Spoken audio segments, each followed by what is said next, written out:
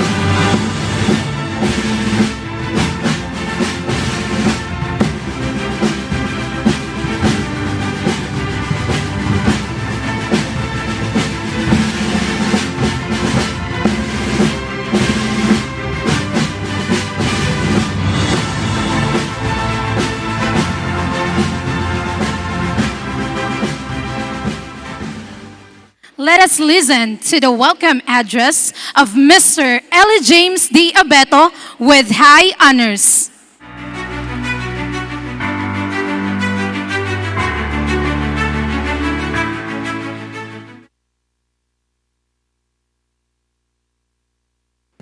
Hello. As we often hear the phrase, your younger self would be so proud to see where you are right now. A sentiment that reflects pride in one's growth and accomplishments. It is a reminder of how far we've come and how much we've achieved. So don't stop now. Before this message goes any further, I extend my heartfelt courtesy and respect to all the esteemed dignitaries present here today. To our school's division superintendent Hildo G. Mosqueda, CEO 6, sir. To our CID Chief Ma'am Arlene G. Arqueza. To our Principal 2, Martin I. Diaz, sir. To our Assistant Principal 2, Esther M. Yuliaran, ma'am. To our Assistant to the Principal for Senior High School, Sir Ronald D. De La Peña, PhD. To our Academic Coordinator for Senior High School, Ma'am Marisa D. Uy. To our Junior High School Academic Coordinator, Ma'am Jean T. Fermin. To our Grade 12 Level Head, Ma'am Jean G. Acosta. To our Research Coordinator, Ma'am Lizelle G. Castaño, PhD. To our guest speaker, Jolene R. Calanza, RN, ma'am. To our strand heads, teachers, school administrators, members of the faculty, staff, the people working behind the scenes, honored guests, proud parents, friends, my fellow candidates for graduation, ladies and gentlemen, I am Ellie James Sabero, wishing a pleasant morning to one and all. Today marks a gathering of individuals who have achieved their goals, each one determined to excel in their own chosen path. As we celebrate the 2-year roller coaster ride that has been our senior high school journey, we have shaped future innovators from the STEM strand, thriving entrepreneurs from the ABM strand, change makers from the UM strand, digital pioneers from the ICT strand, compassionate servant leaders from the HE strand, mechanical technicians, and skilled creators from the IA strand. With all this boundless path awaiting before us, we now pause and reflect, not just on how far we've come, but on how boldly we've journeyed and how much we are destined to go. Let this moment remind us that we are meant to dream big and reach high, not to settle or give up when things get hard.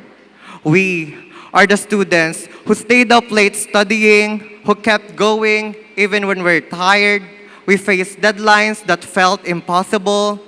We battled self-doubt, burnout, and the quiet pressure to always be more. So let's not stop now. Don't give up when the path gets tough, because those who dream big aren't measured by how many times they fall, but by how many times they stand back up and keep going. Just a few years ago, I stood at the beginning of something new. My first day as a high school student. I felt both nervous and excited because I was surrounded with unfamiliar faces and unsure of what to expect. I wondered what lessons would come my way, not only the new formulas, theories, and studies, but also the new experiences, friendships, and challenges. Time passed so quickly that everything now feels like a blur. The classrooms where we used to sit, the hallways we walked every day, and the 4-story building we grew so familiar with, which once felt ordinary, are now filled with memories. Even as we step our next steps forward, a part of us will always belong here.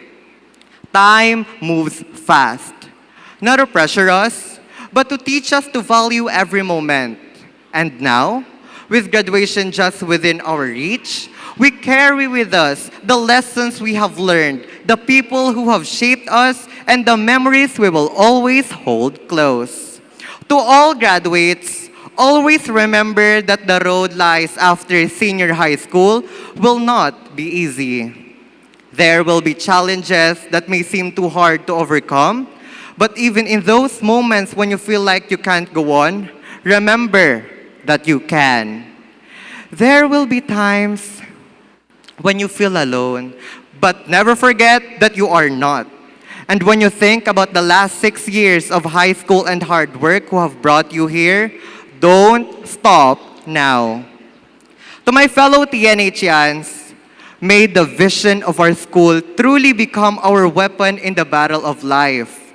Let everything we have learned here shape us into well-rounded individuals and ready to create positive change.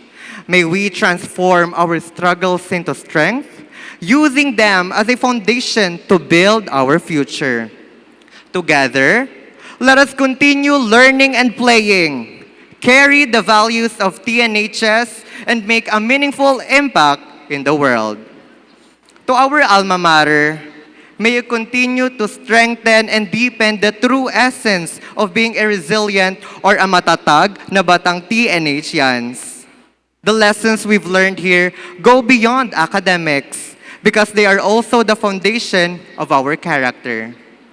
Through the guidance of our teachers and the experiences we've shared, we've built a strong sense of perseverance and determination. As we move forward, we carry these qualities with us, ready to face whatever challenges lie ahead. Most importantly, to the Almighty, as we offer this celebration to Him, for we know that nothing is possible without His divine will. We have faith that God has purposely put us on this path, and He would not give us a burden too heavy to carry. Lastly, it is my honor and profound privilege to represent my fellow candidates for graduation. I welcome you all to the 8th commencement exercises of Senior High Schools of Tacurong National High School with the theme, Generation of Unity, Partners for the New Philippines. On behalf of Batch 2025, this day marks a brand new beginning. That is all. Madamugid nga salamat sa inyo tanan.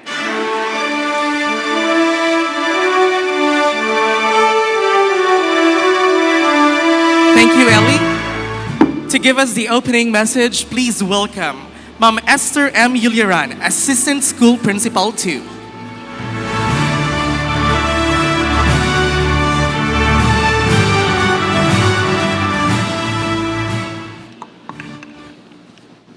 My greetings of felicitations, especially to our esteemed guest who will be introduced later. Our indefatigable father in the City Schools Division of Tacurong, our Schools Division Superintendent, Sir Hildo G. Mosqueda, CEO 6, Sir Randy E. Porras, our Education Program Supervisor in Science, to our dear Principal, Martin I. Diaz, Principal 2, of course, to the assistants to the principal for junior high school, Sir Danny L. Dagaas, and Sir Ronald de la Peña, our former principal in attendance today, Sir Freddy T. Delantar, our PTA Vice President, Engineer Hevero, our SGC President, Pastor Kelvin Ray Bugador, Academic Coordinator for the Junior High School, Ma'am Jean T. Fermin, for the Senior High School, Ma'am Marisa D. Uy, Curriculum Heads, Department Heads, fellow teachers, non-teaching personnel, our beloved parents, and of course, you, our candidates for graduation for Batch 2025, a pleasant morning to each and every one of you. Today marks a very significant milestone, not only in your lives as candidates for graduation, but as well as our dear parents and your teachers alike. For most, Graduation may be the end of your journey as high school students, but this journey does not end here. You will be trudging another milestone of your life as students when you pursue your college degree, given that you have your choices to make.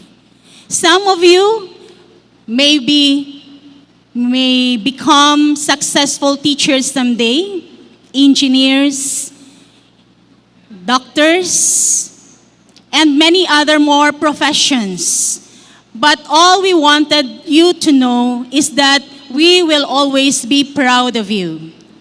Whatever path you will take in the future, make Tacorong National High School proud. Never tarnish her name and bring her to the pedestal.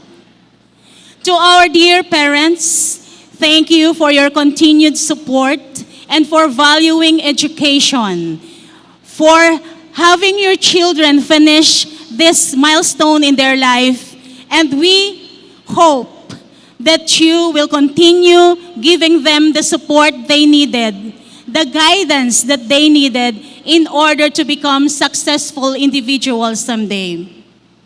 The true measure of success of a school does not depend on what you will become in the future. It is how you manage your life.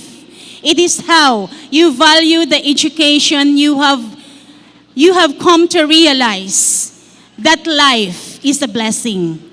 Be a blessing to others. Make your life a model, not only in your family, but in the community as well. To our dear teachers, thank you so much for the perseverance, for the dedication and commitment.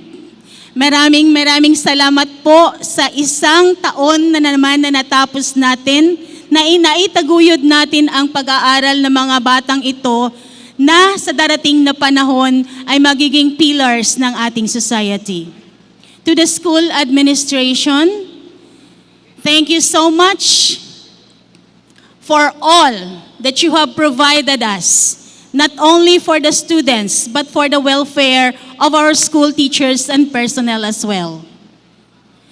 Herons as we are in Tacorang National High School, soar high, spread your wings, but always set your feet on the ground. Mabuhay ang Tacorang National High School. Good morning once again. Thank you very much, Ma'am Esther. At this point in time, let us listen to the graduates in their inspirational song titled Bagong Pag-asa.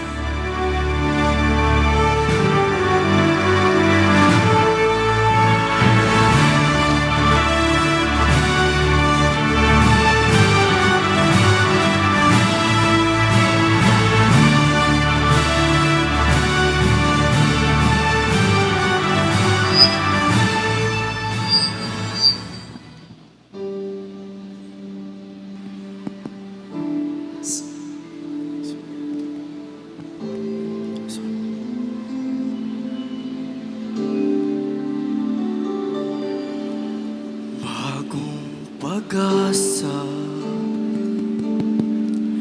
ang aking dalangin.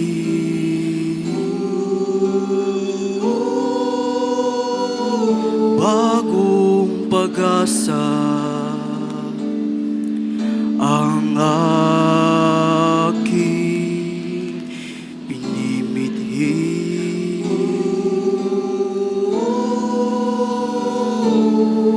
Sa pagsikat ng araw, ang nais matanaw ay pag-asa.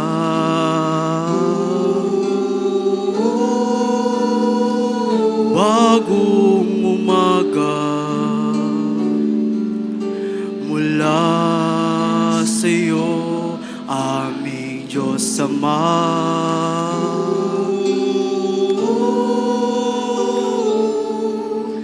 Manalig ka ngayon at may liwanag na nagagabay patungo sa pangarap. Panalangin ng tugon sa iyong hinaharap. Matuto kang magsikap para sa iyong pangarap. Yakapin mo ang bukas mo ngayon. At huwag kang bibitiw sa mga paghamon. Pag-ibig na Diyos ang gagabay sa'yo. Maabot mo rin na minimiti mo bagong pag-asa.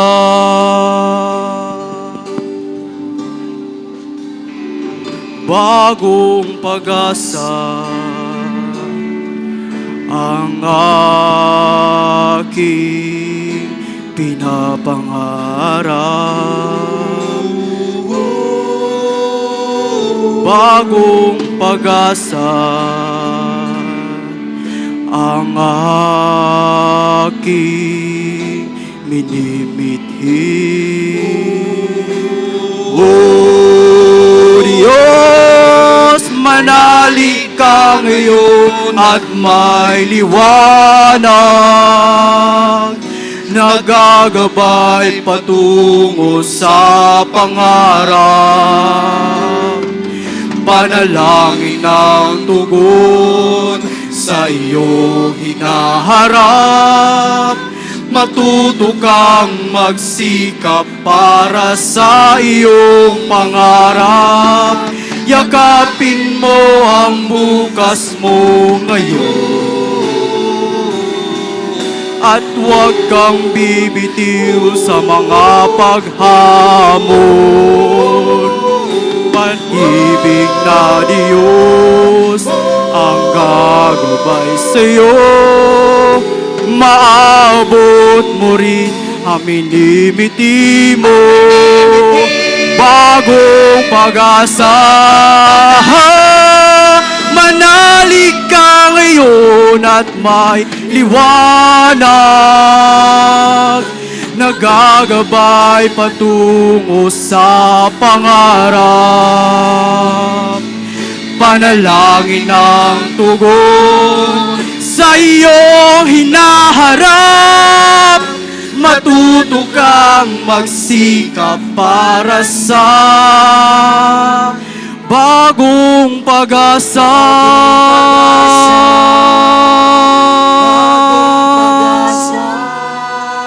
Matuto kang magsikap para sa bagong pag-asa.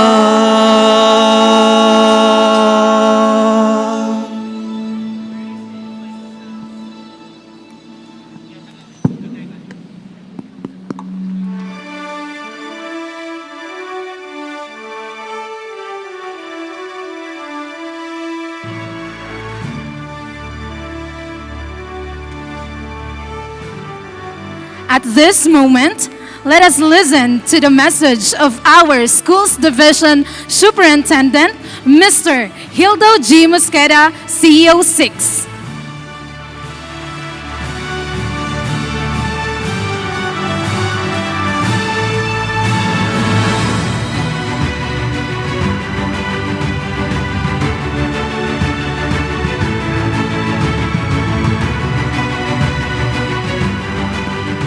Mic test.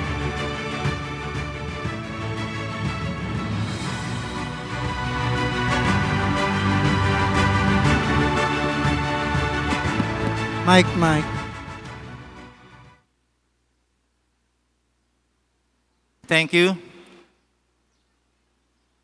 Our commencement speaker, Miss Jeline R. Calanza, registered nurse.